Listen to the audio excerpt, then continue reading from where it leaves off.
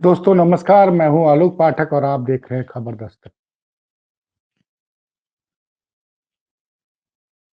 योगी सरकार मिल्कीपुर में बुरी तरह से फंस गई है। मिल्कीपुर उपचुनाव योगी के लिए प्रतिष्ठा का प्रश्न बना हुआ है, लेकिन योगी जी की मुश्किलें काम होने का नाम नहीं ले रही। कल योगी जी ने वहां पे सभा की और उस सभा में उन्होंने जो तमाम आरोप लगाए, उन आरोपों पर सपा के स्थानीय सांसद ने जबरदस्त पलटवार किया। एक एक करके पलटवार किया। आरोप लगाया योगी जी ने कल मिल्कीपुर की सभा में कि समाजवादी पार्टी ने महाकुंभ का विरोध किया था। अवधेश प्रसाद बोले कि सपा ने कभी महाकुंभ का विरोध नहीं किया था, बल्कि अखिलेश यादव की सरकार में ऐसा ऐतिहासिक महाकुंभ का आयोजन हुआ था कि Harvard institute of management America ने उसके आयोजन के लिए अखिलेश यादव को की सरकार को सम्मानित किया था। दूसरा, उन्होंने आरोप लगाया कि सपा माफियाओं और गुंडों को बढ़ावा देती है। इस पर जबरदस्त पलटवार किया है न सिर्फ अवधेश प्रसाद ने, बल्कि सपा के तेज तर्रार प्रवक्ता मनोज यादव ने भी। उन्होंने पूछा कि आदरणीय योगी जी बताएं कि ब्रिजेश सिंह जो पूर्व बाहुबली हैं, माफिया हैं, जमानत पे छूटे हैं, उनका भतीजा किसकी पार्टी से विधायक है। दर्शकों को बता दूं कि विजय सिंह का भतीजा भाजपा से विधायक है। फिर नाम लिया गया धनंजय सिंह का, जो पूर्व सांसद हैं जौनपुर पे, उनके खिलाफ तमाम मुकदमे दर्ज हैं। विनीत सिंह का भी जिक्र हुआ, अभय सिंह का भी जिक्र हुआ, तमाम माफियाओं का जिक्र हुआ और पूछा गया कि भैया ये माफिया किस पार्टी में है। मतलब जब तक कोई पार्टी, जैसे अभय सिंह जब तक सपा में थे तब तक वो माफिया थे भाजपा के लिए, लेकिन राज्यसभा चुनाव में पिछली बार उन्होंने पाला बदला और भाजपा के उम्मीदवार को वोट किया। तो अब अभय सिंह भाजपा की नजर में माफिया नहीं रह गए। तो ये इस दोहरे चरित्र पर बड़ा तगड़ा वार किया है तमाम चीजों को लेके। और जो मोइन खान को लेके बोला कि मोइन खान के समर्थकों को मत जितवाइएगा, सपा मोइन खान को बचाना चाहती है, वो सपा के नेता हैं। उस पे उन्होंने जिक्र किया कि बताएं योगी जी कि आईआईटी बीएचयू की बेटी की इज्जत लूटने वाले वो 3 भाजपाई किस पार्टी के, भाजपाई, वो तीनों भाजपाई थे, उन पे योगी जी ने क्या कार्रवाई की। इस मामले में तो सपा के प्रवक्ता, जो तेज तर्रार प्रवक्ता है उदयवीर सिंह, उन्होंने बड़ा तगड़ा अटैक किया योगी आदित्यनाथ पर। उन्होंने तो गंभीर आरोप लगा दिया। उन्होंने कहा कि हम, अगर मोइन खान के ऊपर रेप का मुकदमा है, वो जेल में बंद है, हम चाहे, अगर वो आरोपी है तो कोर्ट उनको सजा देगा। हमने मोइन खान का कहीं बचाव नहीं किया। लेकिन उदयवीर जी ने तो एक यूट्यूब चैनल से बातचीत करते हुए बड़े गंभीर आरोप लगा दिए कि योगी जी 8 साल से उत्तर प्रदेश के मुख्यमंत्री हैं, उन्होंने कई भाजपा के विधायकों और पूर्व सांसद और मंत्रियों के खिलाफ जो रेप के मुकदमे दर्ज हुए थे उनको वापस किया है। ये गंभीर आरोप है। ये गंभीर आरोप है कि क्या योगी जी ने वास्तव में भाजपा के किसी सांसद विधायक के खिलाफ दर्ज रेप का मुकदमा वापस लिया है। वैसे ये तो सब लोग जानते हैं कि योगी जी के ऊपर जितने आपराधिक मुकदमे दर्ज थे, योगी जी ने अपने ऊपर सारे मुकदमे दर्ज वापस लिए हैं। न सिर्फ योगी जी के खिलाफ दर्ज मुकदमे वापस लिए गए हैं, बल्कि उप मुख्यमंत्री केशव मौर्य के खिलाफ भी जितने मुकदमे दर्ज किए थे वो सरकार ने वापस ले लिए।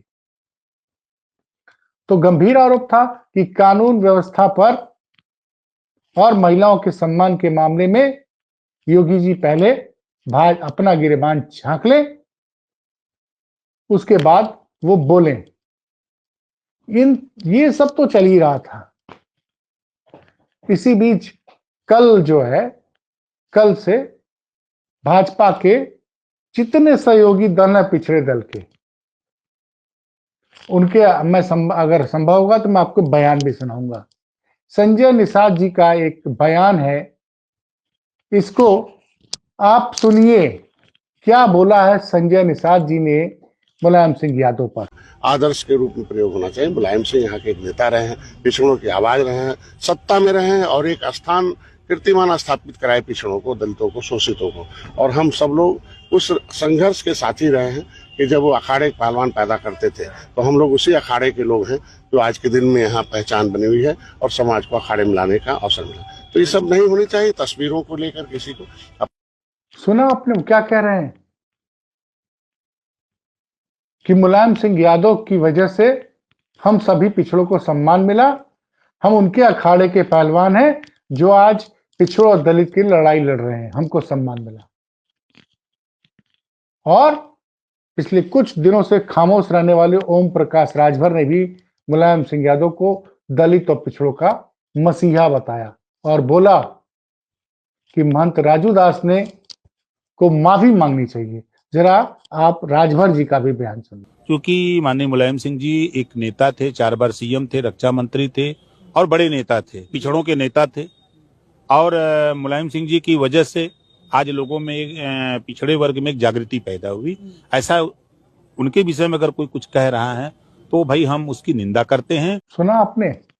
उसके बाद आशीष पटेल जो अपना दल एस के मंत्री हैं योगी सरकार में, उन्होंने भी कहा कि मुलायम सिंह यादव पिछड़ों और दलितों के मसीहा रहे हैं। उनके बारे में महंत राजू दास ने बहुत अभद्र टिप्पणी की है, उसकी आलोचना की जानी ज्यादा, जितनी आलोचना की जाए कम है। महंत राजू दास को तुरंत माफी मांगना चाहिए। ये तो थे भाजपा के सहयोगी और तीनों एक महत्वपूर्ण पिछड़ी जातियों के नेता।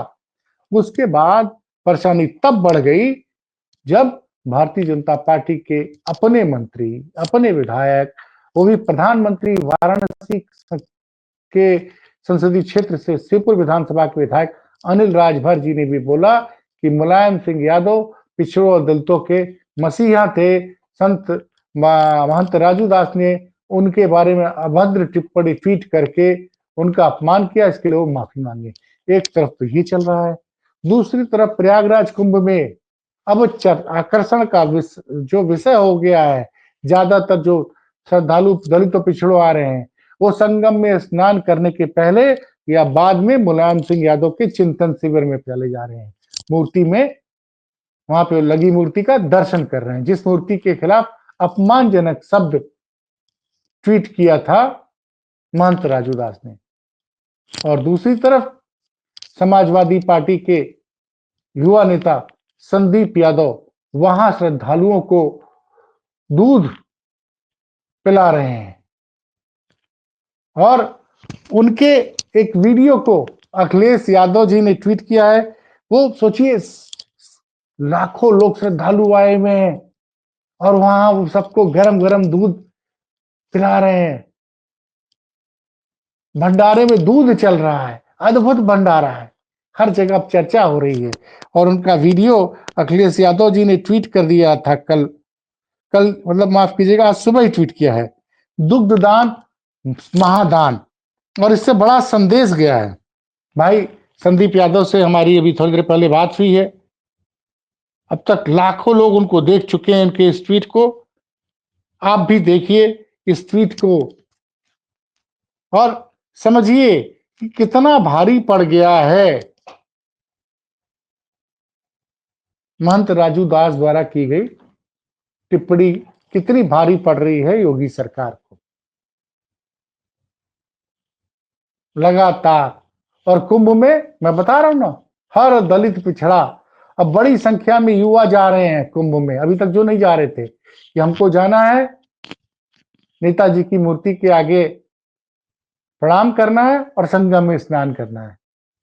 तो संगम में अब 2 तीर्थ, प्रयागराज में 2 तीर्थ बन गया है। अब एक तो संगम में स्नान करना है और नेताजी की मूर्ति को सामने आके हाथ जोड़ना है। तो एक बड़ा सा दलित पिछड़ों में चेतना जग गई इस चीज को लेके। और अफसोस की बात है कि अब तक इतने विवाद के बाद भी योगी जी ने महंत राजू दास के बारे में कुछ भी नहीं बोला है उनके बयान पे। और एक वीडियो वायरल है, जरा ये देखिए। आप कह रहे होंगे पाठक जी आज खूब वीडियो दिखा रहे हैं, लेकिन क्या बताऊं, वीडियो जरूरी है, जरा इसको सोच देखिए। पत्रकार तुषार राय ने एक वीडियो ट्वीट किया है, और उस वीडियो में देखिए कि कैसे योगी जी को महंत राजू दास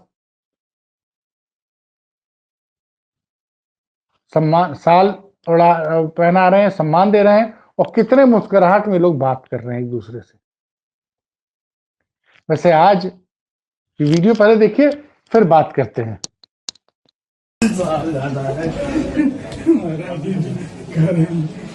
अच्छा, दोनों में कौन उम्र बड़ा? कैसे?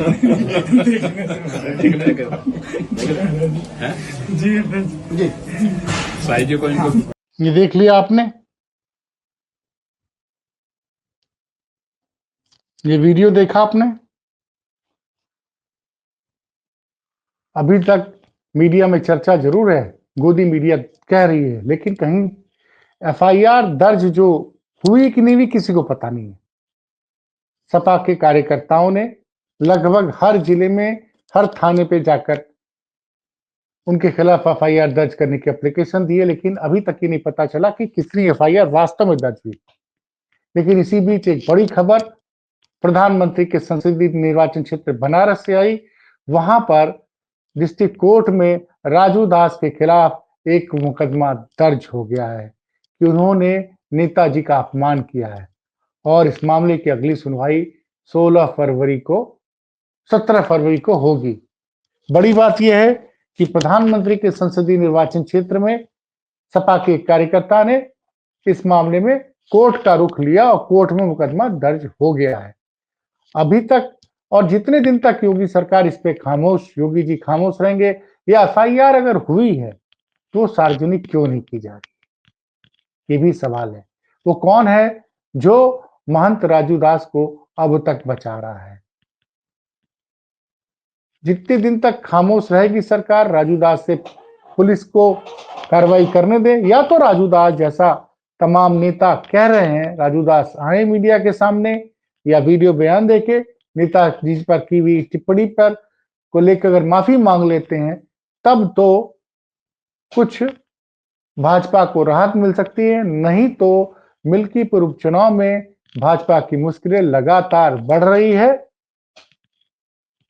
और 27 तारीख से सपा की, मैंने बताया, पूरी टीम प्रचार में लगेगी, और 3 फरवरी को अखिलेश यादव वहां पे अंतिम दिन जिस दिन प्रचार का, उस दिन एक बड़ी रैली करेंगे।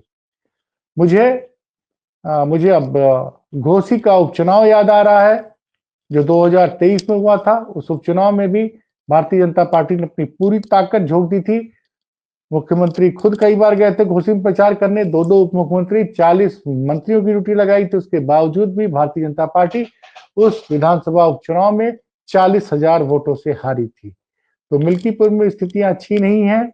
और फिर जो मैंने ये वीडियो देखिए भाजपा के पूर्व विधायक का, और समझिए कि कितना अंतर कला है, क्योंकि इस वीडियो की कल से बड़ी चर्चा हो रही है। इसको मैं आपको दोबारा दिखा रहा हूं, और कि क्या बोला था कल,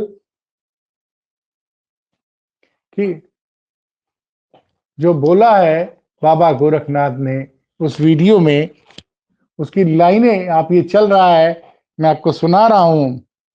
एक लाइन कह के मैं अपनी बात खत्म करूंगा, क्योंकि कई लोगों को बोलना है कि जख्मी परिंदे की तरह जाल में हम हैं। बल्कि वालों सुनो, संभालो, जख्मी परिंदे की तरह जाल में हम हैं। मिलके पुरवालो, अभी तक तेरे प्यार में हम हैं। हंसते हुए चेहरे ने भरम रखा, वो पूछने आया था कि किस हाल में हम हैं। अब संभालो ना संभालो आपकी मर्जी, खुशबू की तरह रुमाल में हम हैं, खुशबू की तरह रुमाल में हैं। बोला आप संभालो या ना संभालो मिल्कीपुर वालों, ये सब आपके हाथ में है। कि पूर्व विधायक जिनको टिकट नहीं मिला नाराज हैं। और एक फोटो भी आई है कि अब योगी जी के मंच में योगी जी हाथ उठाए हैं, उम्मीदवार और तमाम भाजपा के नेता और विक्ट्री साइन दिखा रहे हैं, लेकिन बाबा गोरखनाथ ने हाथ नहीं उठाया, नहीं विक्ट्री साइन दिखाया। एक तो चाचा की नाराजगी है, मतलब उनको गोरखनाथ जी को चाचा कह रहा है, और दूसरा जो पूर्व सांसद हैं भाजपा के लल्लू सिंह जो चुनाव हारे हैं, वो तो बैठे ही रह गए कुर्सी पे, उठे ही नहीं। और योगी जी समेत तमाम नेता मंच पे विक्ट्री साइन बना रहे थे।